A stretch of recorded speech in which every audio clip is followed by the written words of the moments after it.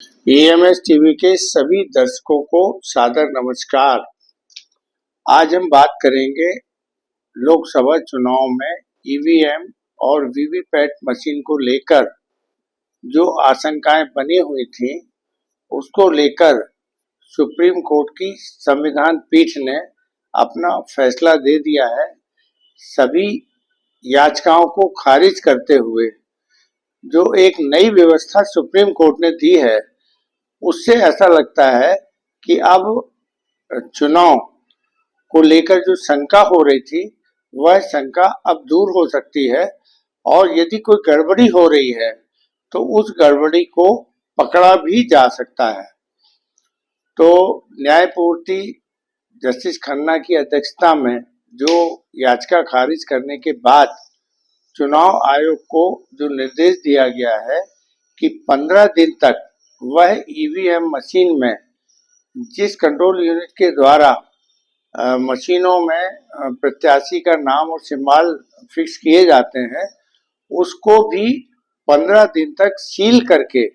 रखा जाए और मशीन को सील करने की व्यवस्था ठीक वैसी ही होनी चाहिए जैसे ईवीएम मशीन सभी उम्मीदवारों के जो एजेंट होते हैं उनकी उपस्थिति में सील की जाती है। वैसे ये कंट्रोल यूनिट को भी उसी तरीके से सील करके और ईवीएम मशीन के साथ रखा जाए। याचिकाएं खारिज हो गई। एक लोगों को ये लगा कि सुप्रीम कोर्ट ने शायद कोई फैसला मतदाताओं के हित में नहीं दिया है, लेकिन सुप्रीम कोर्ट ने जो निर्देश चुनाव आयोग को दिए हैं, तो उसके बाद अब ऐसा लगता है कि सुप्रीम कोर्ट ने शंका के आधार पर फैसला तो नहीं दिया है, लेकिन कोई गड़बड़ी ना हो इसको रोकने के लिए भी सुप्रीम कोर्ट ने चुनाव आयोग और चुनाव के कार्य में लगे हुए देश भर के सभी पीठासीन अधिकारियों और रिटर्निंग ऑफिसरों को भी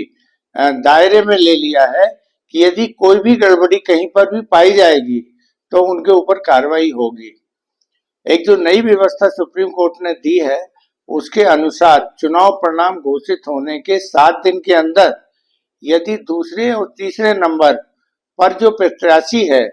और वह जांच की मांग करता है, तो उसकी जांच के अनुरोध पर जांच कराई जा सकती है। उसके लिए उसे जो इंजीनियर आएंगे जो उसकी जांच करेंगे, उसका खर्च उसे जमा करना पड़ेगा और यदि कोई गड़बड़ी पाई गई तो उसका खर्च जो जमा की है राशि वो वापस कर दी जाएगी और यदि कोई गड़बड़ी नहीं पाई गई तो जो खर्च हुआ है उस राशि को वापस नहीं किया जाएगा। इस निर्देश का जो सबसे बड़ा फायदा होता हुआ नजर आता है कि भारत में 542 संसदीय क्षेत्र हैं जहां पर चुनाव होने जा रहे हैं। यहाँ पर जब मतदान होगा तो मतदान के बाद कंट्रोल यूनिट और ईवीएम मशीन को 15 दिन के लिए सील करके रखा जाएगा। तो ईवीएम मशीन की सील जिस दिन मतगणना होगी उस दिन खोली जाएगी, लेकिन कंट्रोल यूनिट को मतलब 15 दिन तक पूरी तरीके से सील बंद करके रखा जाएगा और ये उम्मीदवारों की उपस्थिति में होगा, उनके एजेंटों की उपस्थिति में होगा। तो यदि कोई शंका उत्पन्न होती है कि चुनाव में कोई गड़बड़ी हुई है या गिनती में कोई गड़बड़ी हुई है, तो ईवीएम मशीन का और कंट्रोल यूनिट से उसका मिलान कराया जाएगा और यदि गड़बड़ी पाई गई तो संबंधित रिटर्निंग ऑफिसर और जो भी चुनाव के कार्य में लगे हुए अधिकारी थे, चाहे वो चुनाव आयोग के खुद के हों या इंजीनियरों के रूप से बाहर से बुलाए गए व्यक्ति हों, उन सबको जिम्मेदार बना दिया है। सुप्रीम कोर्ट ने अपने फैसले में ये कहा है कि यदि कोई गड़बड़ी मिलती है तो आप इस गड़बड़ी को लेकर फिर सुप्रीम कोर्ट में आ सकते हैं और उसका निराकरण अब शंका के आधार पर फैसला नहीं होगा, लेकिन जो पाया जाएगा उसके आधार पर आगे भी फैसला पाया जा सकता है। सुप्रीम कोर्ट ने चुनाव आयोग के ऊपर विश्वास किया है और चुनाव आयोग ने ये विश्वास दिलाया है कि उनकी प्रक्रिया में ऐसी कोई स्थिति नहीं है कि जहां पर ईवीएम मशीनों को हैक किया जा सके या किसी प्रोग्रामिंग के जरिए उसे कंट्रोल किया जा सके। तो अब 7 दिन के बाद जब उसकी मशीन की जांच होगी और इंजीनियर जांच करेंगे और यदि उसमें कोई गड़बड़ी पाई गई तो फिर चुनाव अधिकारी के ऊपर सख्त कार्रवाई होगी और इसके लिए उन्हीं को जिम्मेदार बना दिया गया है।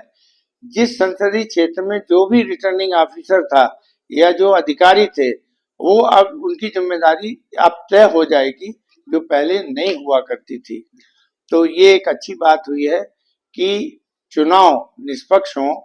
और इसमें किसी तरीके की कोई गड़बड़ी ना हो, और यदि गड़बड़ी हो रही है तो आगे वो पकड़ी जा सके, इसका पूरा व्यवस्था इंतजाम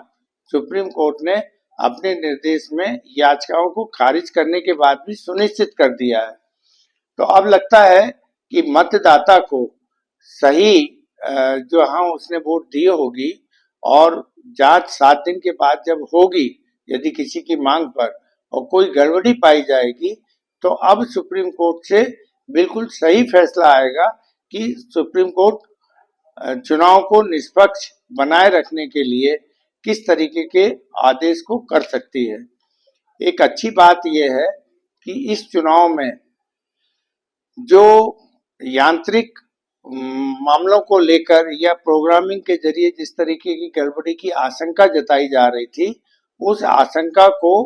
याचिकाकर्ताओं के ध्यान में रखते हुए सुप्रीम कोर्ट ने जो नई व्यवस्था दी है, इससे चुनाव में हो रही गड़बड़ियों को रोका जा सकेगा और कोई हिम्मत नहीं करेगा, ऐसा माना जा सकता है। चंडीगढ़ के मेयर पद के चुनाव में वहां के रिटर्निंग ऑफिसर ने जानबूझकर मतपत्रों को अवैध घोषित करते हुए और वहां चुनाव में गड़बड़ी करी थी। इस तरीके की गड़बड़ियों पर अब संभवतः रोक लग सकती है। तो ईवीएम और वीवीपैट मशीनें जो हैं और जो कंट्रोल यूनिट है, अब इसकी जांच चुनाव 4 जून को परिणाम घोषित हो जाएंगे और उसके बाद जिन संसदीय क्षेत्रों में आपत्ति आएगी और आपत्ति की जांच करने के बाद अब इंजीनियरों के द्वारा जो रिपोर्ट दी जाएगी, उससे अब स्थिति स्पष्ट हो सकती है कि इसमें गड़बड़ी हुई है या नहीं हुई है, या गड़बड़ी हुई है तो गड़बड़ी के कारण कैसे रहे, क्यों रहे, इस पर सुप्रीम कोर्ट आगे बढ़ गई है। तो सुप्रीम कोर्ट के इस फैसले से मतदाताओं को एक आशा की नई किरण भी बनी है कि ये पहली बार ईवीएम, वीवीपैट और कंट्रोल यूनिट की कार्यप्रणाली को अब मतदाता जान सकेंगे और उनकी उपस्थिति में इसकी पूरी जांच होगी, और ये सब पूरे देश भर के 542 जो लोकसभा क्षेत्र हैं, उन सब में अलग अलग तरीके से की जा सकती है। तो अब सुप्रीम कोर्ट को भी सही स्थिति का पता लगेगा, चुनाव आयोग को भी सही स्थिति का पता लगेगा, मतदाताओं और उम्मीदवारों को भी एक नया विश्वास चुनाव व्यवस्था में कायम होगा, ऐसा माना जा सकता है। नमस्कार।